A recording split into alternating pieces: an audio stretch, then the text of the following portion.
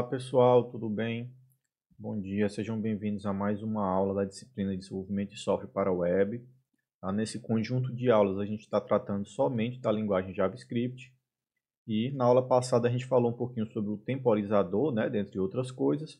E agora a gente vai começar a falar como a gente pode fazer uso de classes no JavaScript, tá? Então, né, antigamente o JavaScript ele não possuía, né, esse conceito de classes, mas atualmente você já tem diversas funcionalidades que você consegue criar classes, né, manipular classes e aplicar também alguns requisitos, né, algumas funcionalidades de linguagens orientadas a objetos também. Tá? Então, algumas pessoas consideram que ele já é uma linguagem orientada a objeto, né? Outros ainda falam que falta algumas coisas para ser uma linguagem puramente OO, né? Então, essa discussão aí fica para uma outra aula, tá? Ele tem funcionalidade semelhante, é obtida através de protótipos de objetos, né? Ou seja, esse conceito de classes, eles são obtidos fazendo uso dos objetos protótipos, né, dentro do JavaScript. Então, o JavaScript ele usa funções, certo? Como as classes, e também utiliza a palavra reservada new para você criar um novo objeto e atribuir a palavra this, né, de dentro do escopo onde a função é invocada. Então, a partir disso, você pode adicionar atributos a esse objeto. Então, a gente utiliza o new para criar um objeto, né? New object ou new tipo daquele objeto. Para a gente acessar os atributos, a gente utiliza o this se a gente estiver dentro da função, tá? Vamos ver aqui um exemplo. Então, a gente está definindo aqui um objeto pessoa, né? Ou seja, a gente está declarando uma função que tem o nome de pessoa, que recebe dois argumentos, o primeiro e o último nome, né? Digamos assim. E para eu acessar esses elementos dentro da minha função, né? Ou seja, esse aqui, sem o this, ele vai referenciar aos atributos de entrada, né? Aos parâmetros. E quando eu coloco this.first, ele vai pegar esse atributo aqui, que é referente a essa pessoa aqui, tá? Então, esse atributo aqui vai ser referente à pessoa. Então, eu estou definindo que a pessoa ela vai ter um atributo first e um last também, igualmente como os parâmetros que ela recebe, mas poderia ser qualquer outro nome aqui, tá, pessoal? Dado que eu estou utilizando aqui a atribuição, que eu estou copiando esse valor aqui dos parâmetros que ele recebe para dentro das variáveis da minha pessoa. Então, eu também posso definir isso aqui, né? Ou seja, uma função dentro dessa função. Dentro do this, eu vou ter uma função chamada fullName, né? E esse fullName ele vai retornar a concatenação dos dois nomes, né? O primeiro e o último nome separados por um espaço em branco, tá? E também posso ter aqui outro método, né? Que é a fullName reversed, né? Ou seja, vai ser o nome ao contrário, que no caso aqui vai ser primeiro o último nome, seguido, né, do primeiro nome separados por uma vírgula e um espaço. Tá? Isso aqui, depois que você criou aqui, definiu essa classe, né, você pode instanciar, né, objetos do tipo pessoa, chamando justamente, né, cria uma variável e utiliza o new, que a gente falou no slide anterior, e o tipo do objeto, né, ou seja, new person, né, uma nova pessoa, e passa como parâmetros o primeiro e o último nome dele. E aí você pode imprimir, né, no console essa pessoa, pode acessar diretamente, né, os atributos que tem dentro dessa classe. Tá? Vamos fazer esse exemplozinho aqui para testar. Vou criar aqui um novo arquivo aqui, que eu vou chamar de classes, né? Classes.html. Vou abrir aqui com o meu VS Code. Eita. Visual Studio Code. E aqui eu vou criar aqui uma pessoa, né? Ou seja, vou criar aqui a estrutura HTML, né? E dentro do body aqui eu vou colocar o meu script, tá? E aqui eu vou definir uma function, né? Uma função chamada pessoa, que ela vai receber dois atributos, né? Primeiro nome, último nome. Tá? Aí dentro dela aqui eu vou ter o primeiro ponto, this ponto, primeiro nome, né? Vai ser igual ao que eu estou recebendo no parâmetro primeiro nome. Vamos utilizar parâmetros, nomes diferentes aqui, tá? Para vocês acabarem não confundindo com o parâmetro de entrada. Então, o nome vai ser esse e o this.sobrenome, né? Vai ser igual ao último nome.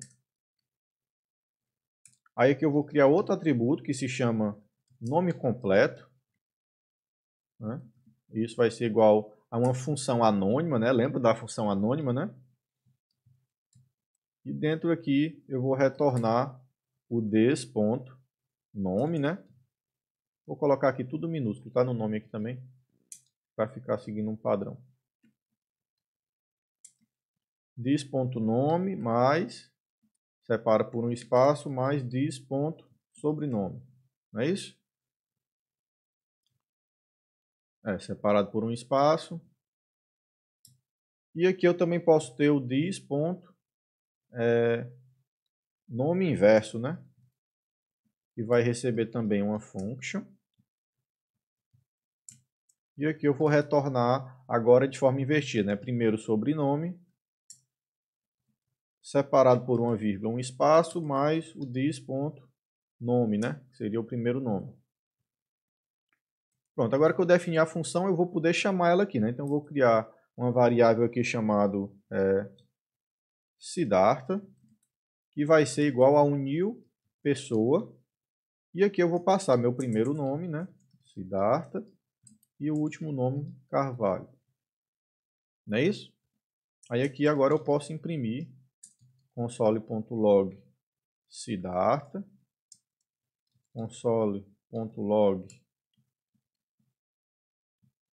Siddhartha.nome,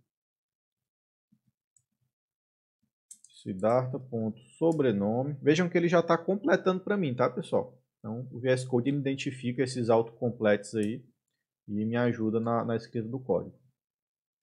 Aí console.log Siddhartha.nome como parênteses, né? Chamando a função. E o nome inverso, né?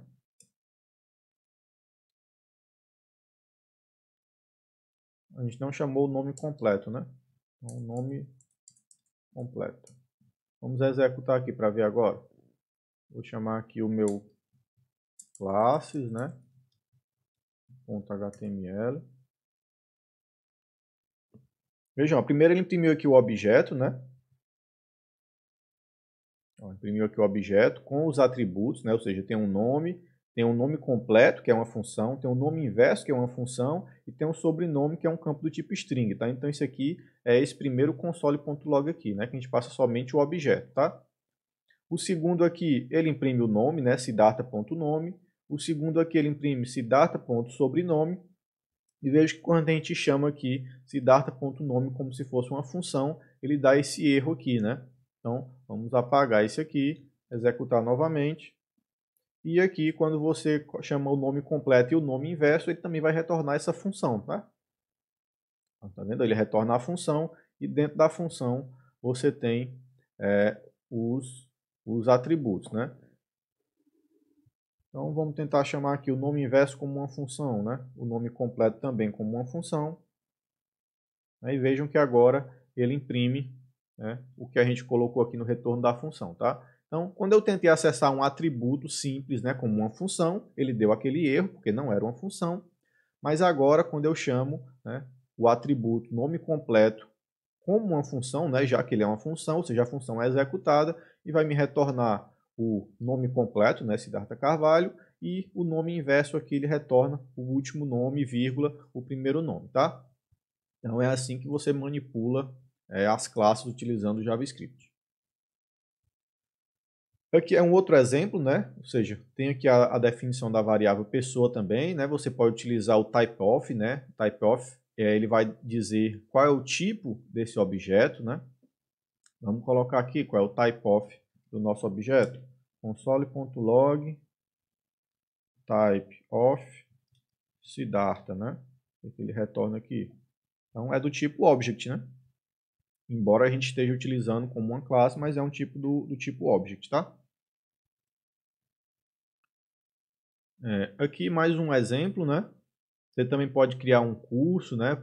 Ó, fazendo ele em forma de uma classe, né? Você define aqui os atributos. E você também pode retornar, né? Ou seja, quando você acessar curso, ele vai retornar curso mais o nome que foi passado como parâmetro, né? Então, seria mais um uso de função aqui. E se você invocando como função, né? Por exemplo, você cria uma variável aqui igual a curso, passa o parâmetro para ele. Você vai ver que o type of, né, disso aqui vai ser uma string, porque ele vai retornar isso aqui, né? Ou seja, o que é retornado na função é essa string aqui concatenada. Já aqui, se você criar ele, né, como um objeto do tipo curso, né, passando um outro parâmetro aqui, e aqui você vai ter que é do tipo object. Tá? Percebam que a principal diferença é que aqui a gente utilizou a palavra reservada new, né? Ou seja, a gente está criando um novo objeto, enquanto aqui a gente está simplesmente fazendo a invocação dessa função. Tá? A gente não está criando um novo objeto. Então, essa é a diferença de você invocar como função e você invocar como o construtor. Tá? Você invoca o construtor daquela classe. Tá?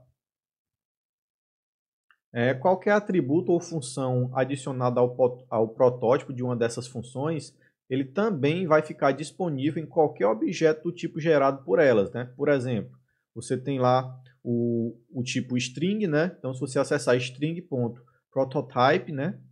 Ponto. Aí, isso aqui, você vai acessar as funções que são básicas do objeto string, né? Por exemplo, aquelas de concatenar, né? De pegar o caractere em um determinado índice, etc. E você também pode fazer a adição de novos métodos, novas funções ao seu prototype aqui.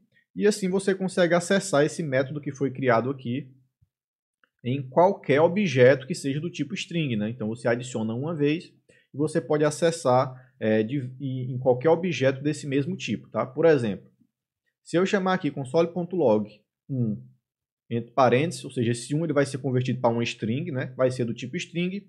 E se eu chamar um ponto para número, né? Ou seja, é um método que foi criado agora, esse método não existe por padrão no prototype do string.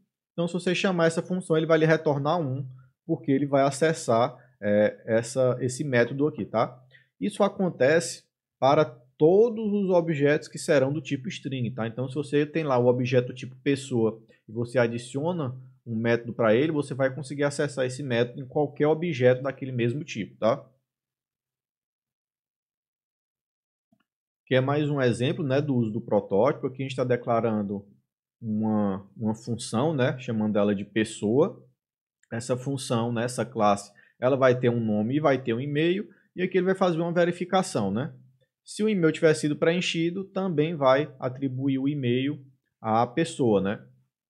Então aqui, quando eu tento acessar pessoa.prototype.email, eu vou dizer que, por padrão, né, ela vai retornar contato@ufc.br, ou seja, se não tiver um e-mail válido, né, se o atributo e-mail não for sobrescrito na invocação da função, por padrão ele vai conter esse endereço de e-mail aqui, tá? Então, aqui cria uma variável Ricardo, né, new pessoa Ricardo. Vejam que aqui a gente não passa o parâmetro do e-mail, né? Somente passa o nome, então o objeto vai ser criado com esse nome, que é feito aqui, this.nome recebe nome. E aqui na verificação ele vai ver, if e-mail, né? Ou seja, e-mail vai ser do tipo undefined, né? Se é do tipo undefined, é falso, e se é falso, não vai entrar no if aqui. Então, isso aqui não vai ser realizado. Logo, ele vai pegar o valor padrão que já está lá no prototype, tá?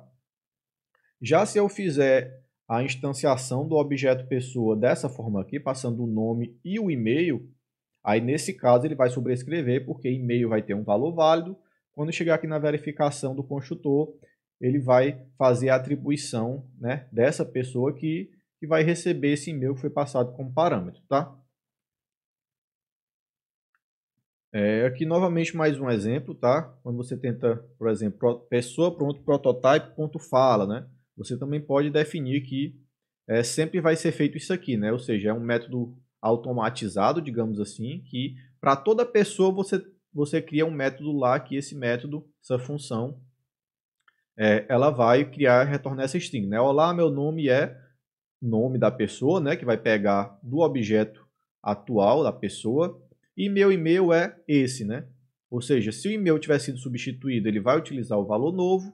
Se não tiver sido usado o e-mail para instanciar a pessoa, vai ser utilizado aquele e-mail padrão, mas você pode acessar isso aqui também utilizando pessoa.fala, né?